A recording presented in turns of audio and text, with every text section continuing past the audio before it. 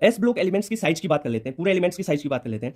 अगर S block में आप लेफ्ट टू राइट जाते हैं साइज घटेगी, और टॉप टू बॉटम जाते हैं साइज बढ़ेगी। मतलब कहने का क्या है, अगर lithium sodium potassium rubidium caesium की नीचे आ जाते हैं आप टॉप टू बॉटम लिथियम से सीजियम तक, तो साइज बढ़ेगी, यानी लिथियम की साइज कम होगी और सीजियम की साइज ज्यादा होगी। ठीक है, वैसे बेरिलियम की साइज कम, बेरियम की ज्यादा, स्ट्रोंशियम की।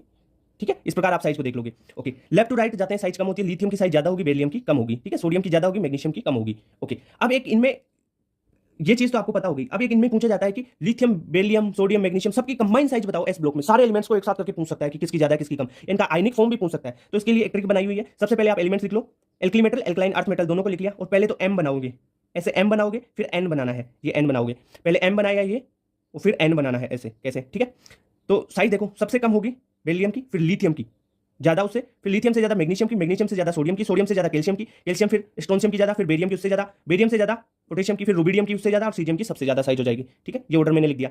अब देखो यहां पर ये तो नॉर्मल